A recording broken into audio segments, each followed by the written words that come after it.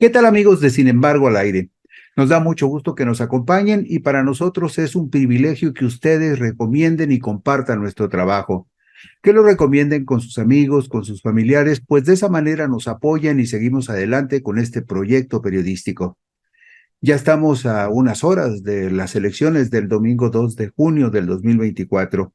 Y como siempre sucede cuando se van a tomar decisiones trascendentes, hay quienes pretenden de alguna manera conculcar derechos o inducir de manera perversa o malintencionada la voluntad de la gente. Por eso es muy importante que ahora que vamos a las elecciones tengamos mucho cuidado con los delincuentes electorales, con los mapaches electorales que pretenden torcer la voluntad de la gente. De ese tema hablaré con todos ustedes hoy en mi columna Puntos y Contrapuntos, que dice lo siguiente.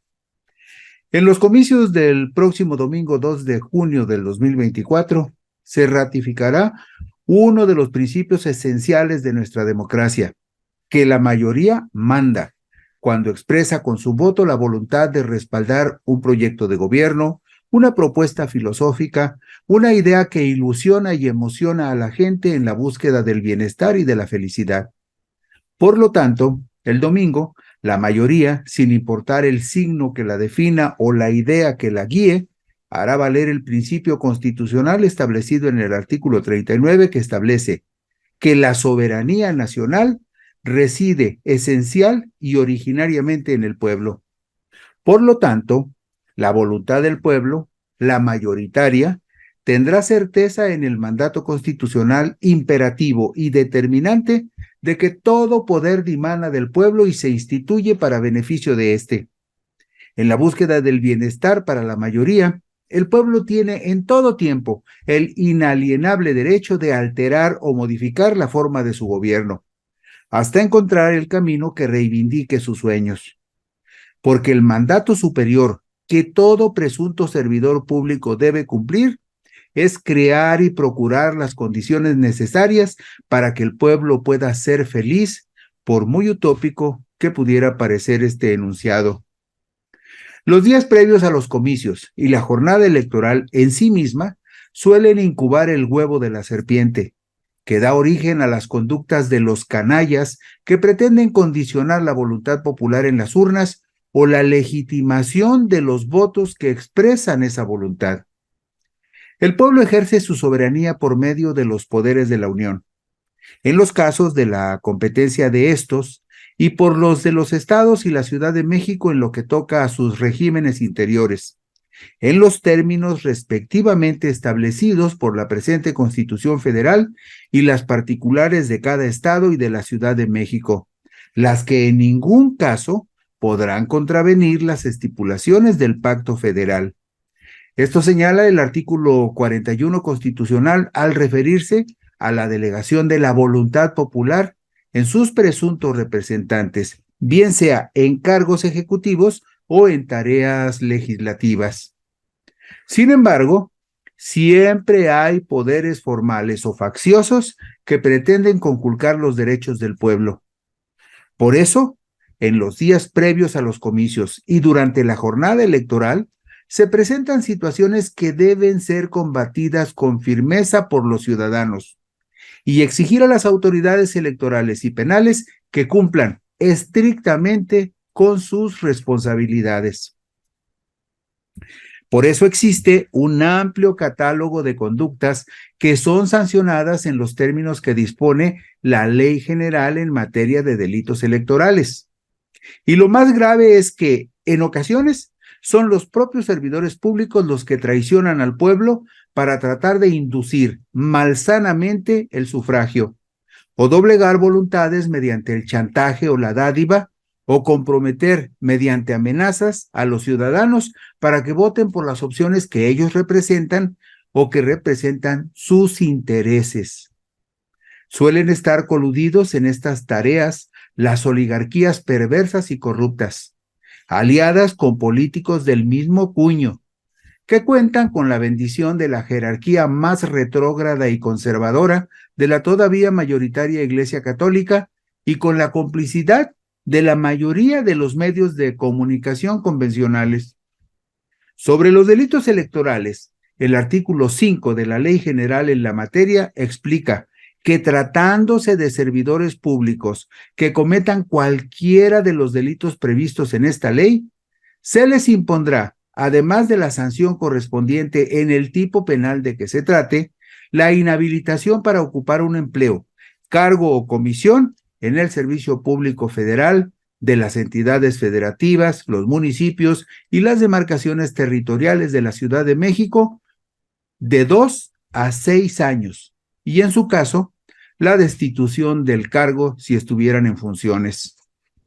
Existen en los ámbitos federal y estatal fiscalías especializadas en materia de delitos electorales, agentes del Ministerio Público presumiblemente especializados para combatir los delitos electorales,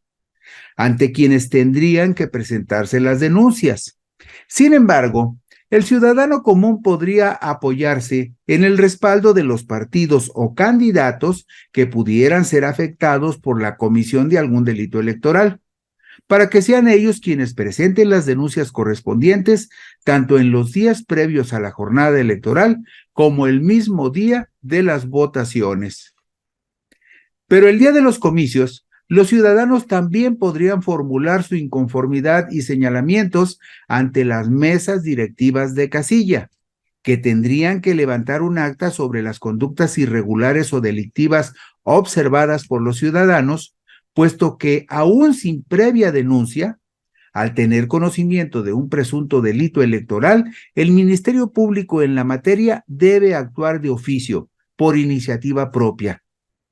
¿Cuáles son los delitos electorales más comunes con los que podría enfrentarse un ciudadano común? Dice el artículo 7 de la Ley General en materia de delitos electorales que se impondrán de 50 a 100 días de multa y prisión de 6 meses a 3 años a quien haga proselitismo o presione objetivamente a los electores el día de la jornada electoral en el interior de las casillas o en el lugar en el que se encuentren formados los votantes con el fin de orientar el sentido de su voto para que se abstengan de emitirlo. También deben ser sancionados quienes obstaculicen o interfieran el desarrollo normal de las votaciones, el escrutinio y cómputo de los votos o el adecuado ejercicio de las tareas de los funcionarios electorales. También deben ser sancionados quienes introduzcan o sustraigan de las urnas ilícitamente una o más boletas electorales, o bien quien introduzca boletas falsas en la urna y quien obtenga o solicite declaración firmada del elector acerca de su intención o del sentido de su voto. Todo eso se tiene que sancionar. En estos días previos a la jornada electoral, dice el mismo artículo citado, estaría cometiendo un delito electoral quien recoja en cualquier tiempo, sin causa prevista por la ley, una o más credenciales para votar de los ciudadanos, quien retenga durante la jornada electoral, sin causa justificada por la ley, una o más credenciales para votar de los ciudadanos. Y por supuesto, en estos días también cometerán delitos electorales las personas que soliciten votos por paga, por promesa de dinero u otra contraprestación, o bien mediante violencia o amenazas.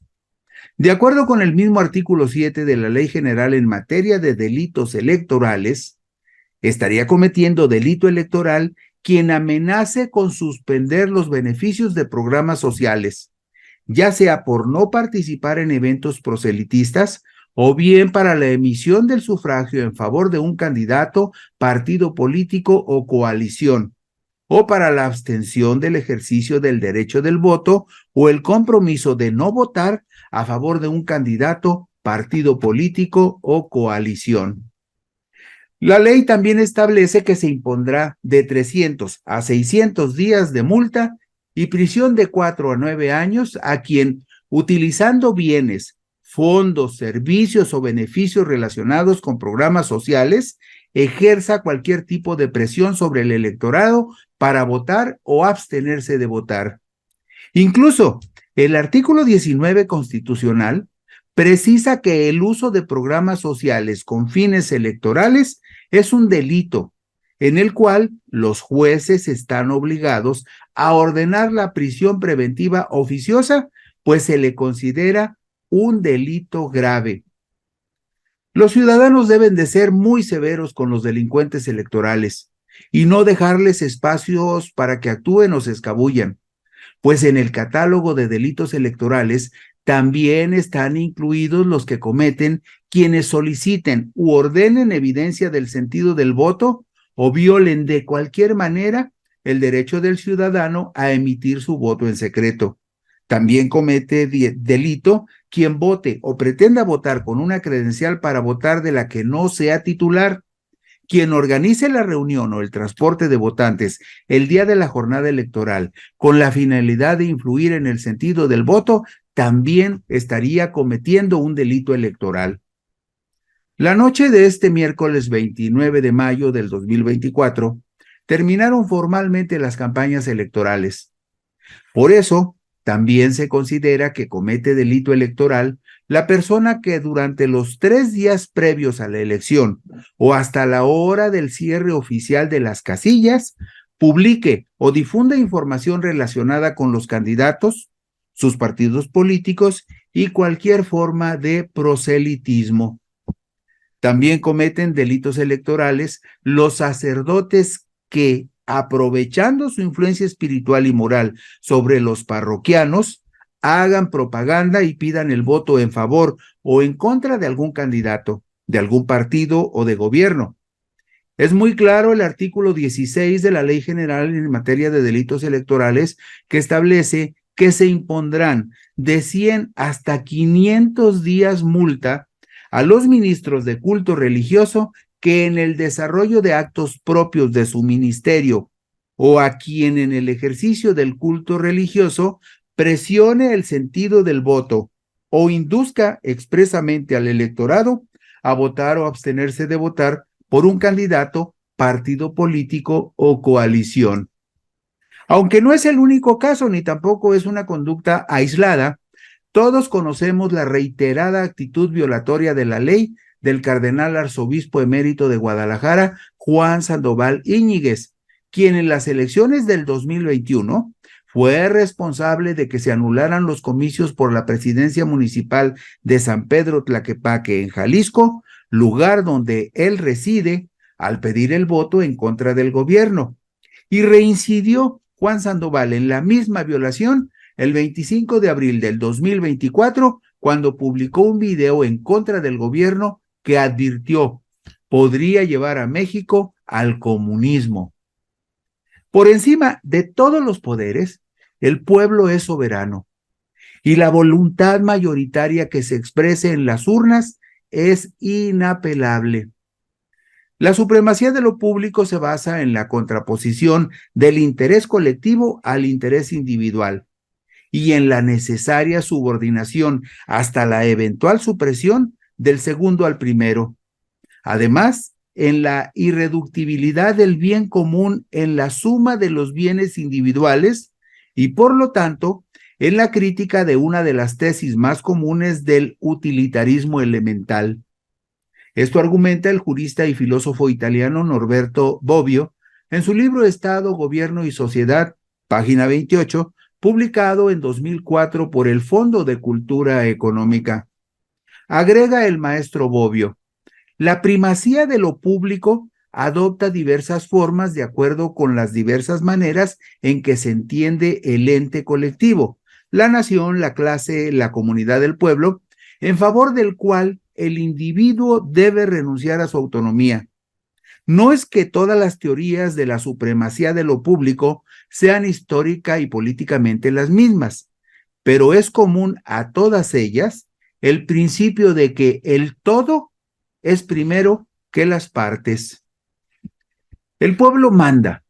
y antes y durante la jornada electoral, todos tenemos la obligación de denunciar a los delincuentes electorales que pretendan violentar o conculcar el derecho del pueblo a decidir libremente en quién deposita su voluntad soberana, para que actúe y decida en su nombre,